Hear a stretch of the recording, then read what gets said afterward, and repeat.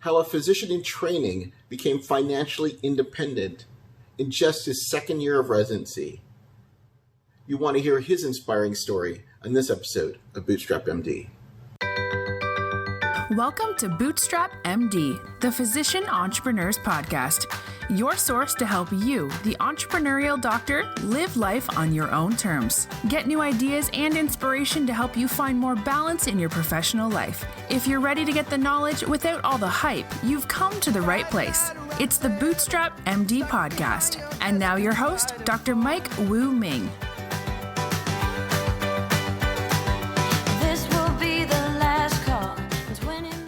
Hey guys, it's Dr. Woo Ming. Welcome to another episode of Bootstrap MD. We have a very special guest onto the call, and I'm really excited. And it was, we had actually been talking, I think, through LinkedIn and through Facebook, and we finally kind of got together, and I really think you'll really enjoy his story. And in some aspects, I think Chris, who's on the call, and myself, we have a lot in common, but we'll kind of get to it. Because it's almost like talking to myself in the mirror in some aspects of it. So, Chris, I'm going to give you a proper introduction. Dr. Christopher Loo is an American entrepreneur. He's an investor, consultant, author, speaker, executive coach, and physician advisor. He's a native Estonian. He received a full scholarship from the Terry Foundation, received his MDPhD from the Medical Scientist Training Program through the Joint Baylor College of Medicine, Rice University Bioengineering department. And I learned, Chris, that you got a full ride. So that's awesome. No student loans. He retired from a career in medicine in 2016 to fully focus on running his portfolio of businesses. He has extensive consulting experience working with hospitals, tech startups, high net worth clients, and executives over the past 12 years. Through his passion and experience in starting companies and working with them, he's positioned himself and leverage that experience into building a successful business brand, and that's big, and we're going to talk about branding in just a moment, and career, and publishing and speaking extensively about business, financial freedom, and entrepreneurship to audience worldwide. He's the author of 3 books, including the one that I had been reading, The Physician's Guide to Financial Freedom, Getting Started as a Consultant. And I believe that's your most recent one, right, Chris? Yes, that's correct. Okay. But he's got 3 books out there, which is awesome. I mean, I've been kind of languishing and getting my book out, so I'm going to definitely ask you for advice. But without further ado, thank you, Dr. Chris Loo, thank you for coming on to the call today. Thanks, Mike. Thanks for having me. I'm really happy to be on the show. Yeah. And like I said, what I alluded to at the beginning, it's almost like looking into a mirror. We've got a few things in common. Elephant in the room. I think we're both of the Asian persuasion. You're Dr. Loo. My last name is Woo Ming, but for ease for my patients, somebody call me Dr. Woo. And we both retired from medicine, although I came back and ran some clinics, and you completely retired from medicine in 2016, correct? Yes, that's correct. That's awesome. So, like I said, I did enjoy reading your book. I advise you guys to pick it up on Amazon. He's actually got 3 books out there. I think one is on real estate, and one kind of tells your story, correct? Right. Yeah. The first one was my autobiography and career transitions. It goes into different opportunities, real estate, and then my second one goes into more of the stock options, equity side of investing. And my third one was the consulting side. Oh, that's great. So what I want to do is, as you can tell, I'm a kind of a nerdy guy. I like comic books, and I've always been fascinated with like secret origins, like how did Peter Parker become Spider-Man, Clark Kent become Superman. So how did you become Dr. Christopher Loo, retired from medicine, consultant to hospitals and high-net individuals? Well, yeah, that's a great question. I get answered that a lot, and I think a lot of it is because we're my upbringing. So I was, I'm sort of the Gen X, Gen Y on the cusp. So a lot of the industrial age ideas where you had to grow up, you had to get an education, get a stable job, work for 40, 50 years, that was sort of ingrained in me. So, and at that time, the key to success and stability was to pursue jobs that were high paying. So law, medicine, finance. So of course, my parents were both in the medical field, so they encouraged me and my brother to pursue careers in medicine. So, your parents want the best for you, and, they have the best intentions. But really, my passion was always, as from an early age, I was always an entrepreneur. I started with a snow shoveling business, gathering a group of friends. We'd split all the profits, and then in the summer it would be a lawn mowing business. So I was always an entrepreneur, and my passion and my primary motivation and my drive is starting companies and businesses around innovative ideas and growing them, scaling them, working with teams. And usually, so I'm the one that gets them up and running, and then I move on to the next thing. So but nevertheless, I still pursued a formal education, which I think really, even though it wasn't my passion, it taught me a lot of things about myself and how to succeed. So, but really my entrepreneurial venture started during graduate school, because I had a lot of time then.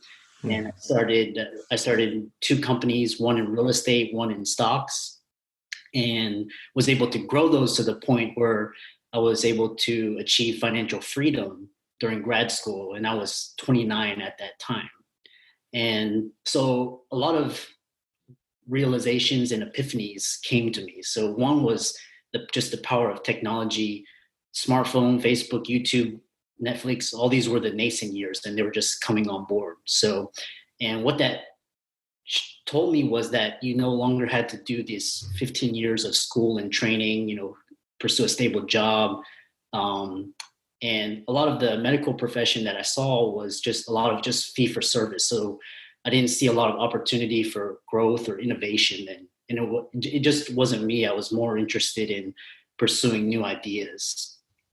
And then the second thing was the 2 differences between pursuing a traditional versus a entrepreneurial path. So there's 3 things that we can talk about later, but one was time versus opportunity cost.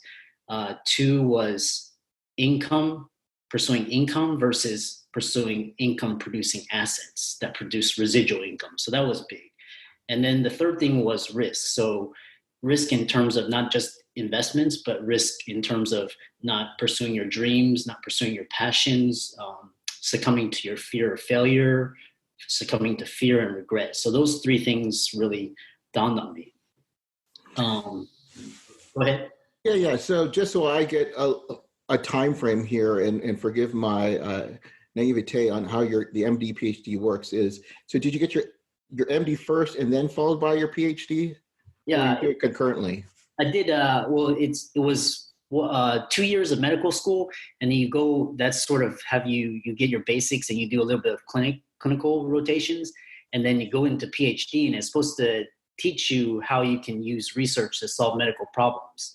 I think the idea is really good, but I think the real reality of it is that it's really hard to combine the 2 into a career. You have to either choose clinical medicine or research. It's really hard to do both. But I think the idea and the concept is really great.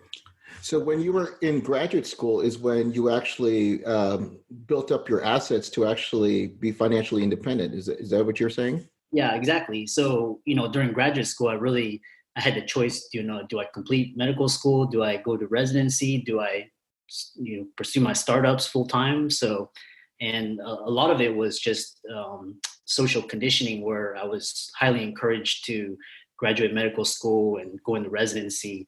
And the funny thing was, when it came time to choose what field or specialty, I had 15 different options, and really none of them really appealed to me. And so, I thought I have a lot of characteristics as a surgeon, but more my skill set and talents and passions are more in finance and business and entrepreneurship. So, nonetheless, I thought orthopedic surgery would be a great fit, and I pursued that. I got in, and then I did it for 2 years. And really, I look back on it. I learned a lot about myself, but really, I wasn't passionate about it. I couldn't see myself doing it for the rest of my life. I was more interested in starting companies and pursuing entrepreneurial ventures. So you went in, you became an orthopedic surgeon, and you went into a clinic group, a hospital. You're a physician employee? Well, I did 2 years of residency. Oh, I Then, see. yeah, and then this was the height of the 2008 crisis. So Oh, okay. right, and so I had two options. One is, do I complete residency, or because real estate at the height of the '08 crisis was really, really cheap in Houston. So, Right.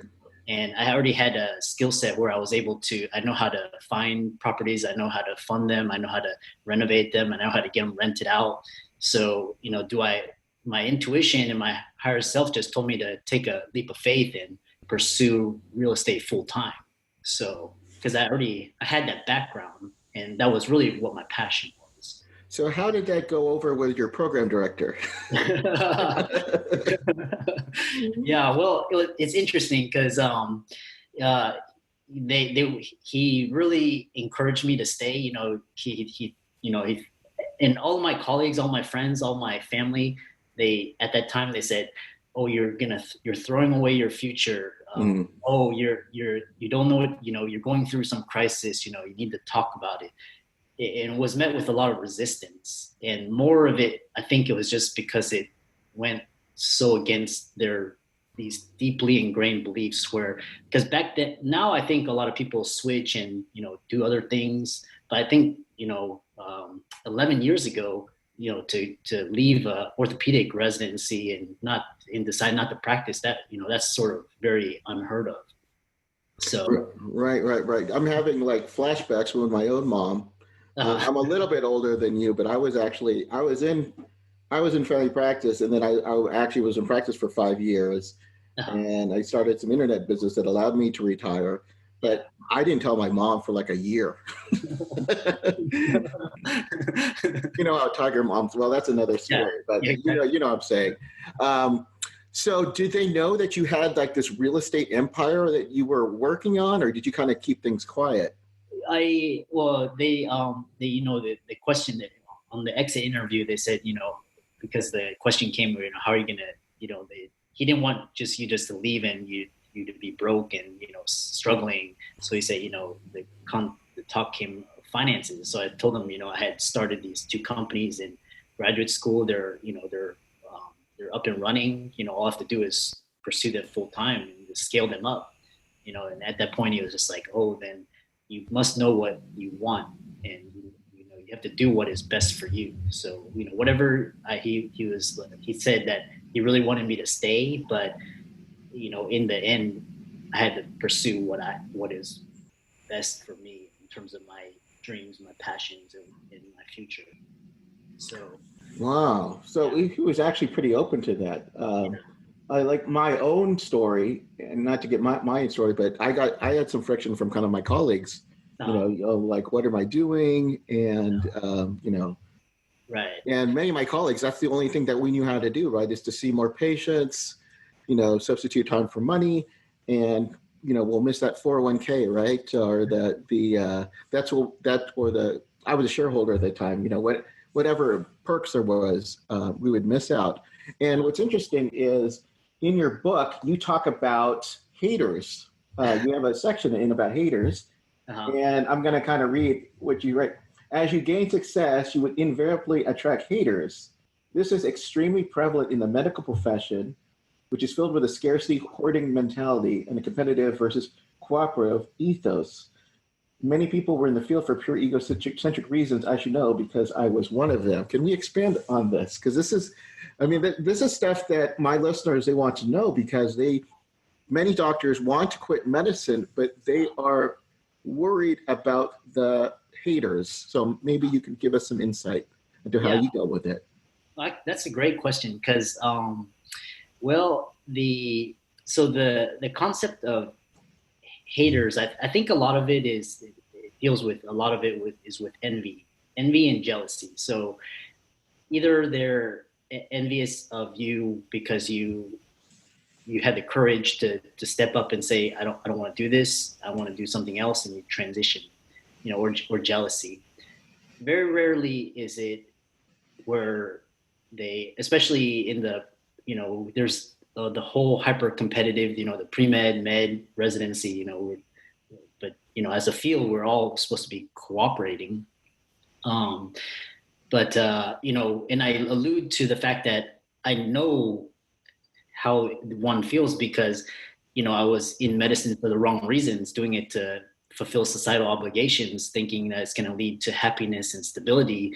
Whereas when you actually reach it, day one of orientation of residency, I said, is this it? I worked so hard and this is it. Is this, and I'm looking around and I'm looking around in disbelief. It's like you sacrifice everything and it's not what you expected, right? So I know. And then a lot of my colleagues, they were in it, just so they could, provide for themselves and their families. They didn't really love the profession. So when they see someone, it's like the herd. And when they see someone's growing and starting to really come into themselves, there's going to be this effect where they're just, it's because you're sort of going against the whole ingrained culture. So, and that's where a lot of it, this from 2008 all the way to now, I said I learned a lot as myself, because I learned how to put boundaries and say, this is not what I want. This is not me. This is not what I'm passionate about. I want to spend the rest of my time doing other things. So, and that's where you start to look into yourself, and you have to sort of really just dig deep in, because all of society is always telling you to be what other people want and what society wants you to be. So you really have to stay true to yourself and just say, no, this is not me. I have to do this for myself. So and deep down it was like when I if I had stayed, I tell all my friends and colleagues 11 years later, it was the best decision that if you look at in terms of investment or what college or what school or whatever, who to marry, deciding to start my business was the best decision I've ever made. That's like the number one decision. And the thing is, 8 years later, I was able to fully retire and take a year off and launch my freelance consulting company. So, if I hadn't done that, I would probably still be in the system, be very unhappy, it just wouldn't be a pretty picture. Yeah, and I'm sure you have colleagues who are kind of still in the same boat. Yeah. So when you made that decision, and again, I hear this from my listeners who are still struggling with this. How long did you take to make that decision? And did you have any mentors or maybe people in the business world that you could count on as to give you advice? Back then, it was a lonely time, because, like I said, for almost 8 years, I thought I was the only one. I felt, even though I was successful on the outside with my business and I was doing what I loved, I felt like a failure in front of I never went to any reunions. I never hung out with my med school classmates. And it was just because I felt like a failure. I felt alone. But then what was interesting was, 2016, that's when this sort of physician burnout movement and sort of this whole movement with all these tribes was coming along. And that's when I went to my first SEEK conference. So, and that just opened my eyes, because there's just so many, there's like 500 physicians, all like-minded. So that really opened my eyes. But back then, really, my only mentors were books. Seriously, they're just books. Back then, they didn't even have digital books. I think YouTube was there, so I was listening to it, and it was just, that's what now my daily habit is to spend an hour each day, feeding my mind with ideas and just great ideas and people that I really wanted to listen to: Steve Jobs, Bill Gates, Tony Robbins, Oprah, all of these influencers who I aspired to and who I looked up to. That's what I fed my mind. And so, and really, it was a lonely time, honestly. So. Yeah. It's funny. Again, I in one of your chapters, we're going to talk a little bit about branding, but you give a list of brands of not just people, but you got your Tony Robbins, your Mark Cubans, but of brands like McDonald's and Facebook and Coca-Cola. But there, like you said, there's no doctors on that list. So, Yeah. but I kind of, and then you talk about an exercise you do when you looked at the world's wealthiest doctors, and not to say that money is always, a reason to do things, but I've done that myself, where I look in to see like who are the wealthiest doctors. Uh-huh. The ones who are wealthy aren't the ones who are actually seeing patients, right? They're the investors, they're the creators, they may be in charge of some big HMO, maybe they're a CEO, but very few of them are actually seeing patients. I mean, of course, you got your Beverly Hills surgeons and those celebrities, but that's a brand usually. They usually have their own brand and such. But Yeah. it was interesting to me that you did it, that kind of exercise. It did something very similar. Yeah, I was because I've always just and then that's one thing I encourage people is if you go into medicine because of the money, there's better things to do than medicine. There's finance, there's hedge funds, there's investing, there's business, all of these. If you're interested in it for the money, go and do something business oriented. If you're interested in doing something altruistic that pays well, then medicine may be an avenue, but don't just do it just for the money for money's sake. So, and then if you look at the most Warren Buffett and Steve Jobs, they were the entrepreneurs. They came up with ideas, they changed the world. It's more they weren't doing a 9-to-5 working 40 to 50 years sort of gig. They were taking risk, branching out, starting companies, pursuing bold ideas. And so the entrepreneurs, the businessmen, the investors, the finance, that's where all the money is. If you're interested in them, but not to say that money is the only thing, but don't just do medicine just for the money itself. Do it because you want to do something altruistic. Right. And but I do think that doctors have an advantage, and they may not often think it as an advantage, but in general, unlike, just your regular person, most physicians, they make pretty good money, right? They make decent money. Right, yeah. So even just starting I hate the word hustle, but a side hustle or a side gig, a side business is something that they can start, and they're not going to lose their shirt on it, because they know they can always I can do a locum tenens, where I can change my the way that I work to allow me to pursue a venture or something, of that nature. So, but many doctors don't do that, because one thing that we do try to avoid is risk. Did you ever have, you talk about risk, and what are some things that you've kind of struggled with, or were you able to overcome that rather easily? No, risk is something that you have to develop a tolerance for. So, and it really, because really my background, because I had a really unstable, well, I wouldn't say unstable, but really my pure motivation, just in general, was just freedom and stability. So where I wasn't relying upon a job, or where I wasn't relying upon a boss or a corporation. So that was my underlying motive, right?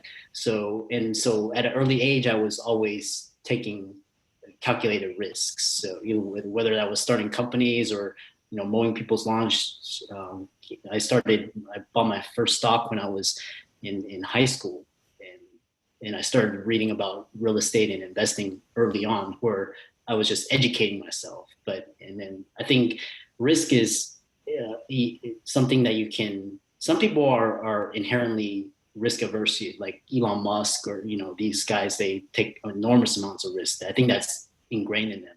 But I think you can take little steps to mitigate your sense of risk, because a lot of risk is just fear. So, and if you can take steps to allay the fear. So what Ray Dalio in his book Principles talks about is managing risk. So you look at a particular situation and see all the different things that can potentially happen, or bad things that can happen. So in my real estate investment business, I always have insurance, flooding, plumbing, electric, fire, tenants, So you'll have all these things, but sometimes you can have something that comes out of the blue that you never calculated. So that's how you get experience, right? So, but that's interesting that you say the risk, because so a physician really, you spend 15 years and then you get a stable high income job, and then pretty much that you're on this path, right? So as you said, we're risk averse. We don't want to get sued. We don't want to deal with malpractice. We don't want to go against the grain. A lot of physicians, we were the A+ students, followed we were the good students. So, but then you also have to look at risk in terms of not going for your dreams. So, so the pain of regret. So that's also a risk too, right? Because there's a cost to everything. It may seem like there's no cost, but everything in terms of time, money, emotions, energy, relationships, there's always a cost to everything. So if you choose, stability, you're going to miss out on more opportunity. So that's why that's why I left a stable career to pursue my dreams and passions. I love that. And like I said, family is big to me. And, for myself, my kids are older, so it's not as big a deal as it used to be, because now they don't want to see dad all the time. No, but it was like, for myself, when my kids were like 4 or 5, I was just thinking, I only have like 13 summers left for them, and it really kind of just like, why am I in the hospital, like working 60 hours and, just kind of killing myself. But I love what you said about the risk of not pursuing your dreams, not pursuing your goals, because the last thing you want to have is, I like to say to some of my students is, what are you going to have on your tombstone? What are they going to say about you? Are they going to say, well, he was really good for pay for performance. He made all those indicators, right? But I think, now it is a lot easier, like you said, with all these tribes, all these Facebook groups. Many people now are used to being more independent, working different ways, even through things like telemedicine, where you've got some variability on how a doctor can work and how you can make that. But I want to, we have only a few more minutes left. Of course, I want to respect your time. I want to talk about your consulting business. Okay. That is very interesting. And I'm a big fan of consulting. I like to think of consulting as like the ultimate side business for physicians, because you don't have to wait to quit your job like you did, Dr. Loo. You can actually do this on the side and then bring it up. So talk about your experiences in consulting and why you chose the particular consulting that you're doing now. Okay. Well, I think consulting is great for anyone it's for someone that's very highly creative. So because essentially what it is you're taking a marketable set of skills and you're branding it and you're creating it so that you're able to bring it to the mass audience. So for example, my consulting business encompasses coaching, speaking, writing, startup advising, and large hospital consulting, and consulting for high net worth professionals, executives. So, but you also, for example, you can be a medical science liaison. You can be a pharma consultant. You can be consultant for the FDA. There's so many. Your opportunities as a consultant are literally unlimited. It depends on how well you're able to brand, market, and advertise yourself and your services. So, and it's really great because one, is very lucrative. Your per hour rate is, usually in the 200s plus per hour. So it's really, your compensation is really what. Two is you get your independence. So you're not tied to a hospital or employer or anybody. I can accept an assignment. I don't have to accept an assignment. I can take holidays, weekends, vacations, and three is it involves a lot of travel. So you can, if you love traveling and seeing new places, in each assignment and project is different. So for me, I really like the novelty and the variety of things. I like to see different situations and learn from new experiences. And so that's really good. I really think that the area of online entrepreneurship and online marketing is great for consultants, because right now, because as a consultant, to start your consultant business and to grow and scale it in today's age takes a lot of know-how in terms of social media, email marketing, how to use Facebook groups, webinars, podcasts, books, and things like that. So it's great for those that are interested in online entrepreneurship and online marketing and things like that. So one of the consultings that you do is you work with hospitals, and we talked before it, and we talked how having that MD PhD behind your name really kind of opened more doors about it. Can you elaborate on that? Yeah. So, and it's really good because I forgot to mention that as a consultant, whether you finish residency, if you didn't finish residency, license, boards, all of these things add to your value.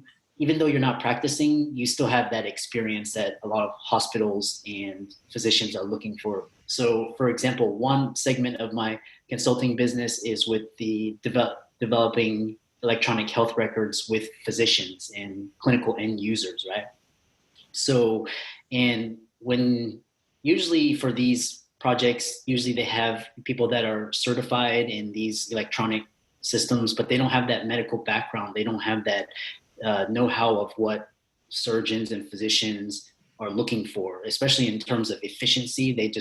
And in terms of documentation, ordering, the workflow of the entire patient in experience from intake to discharge. So they don't have that, but as a physician you do. So when you go into these projects and work for large hospitals, when they know you're a physician, it's instantaneous trust, instantaneous rapport.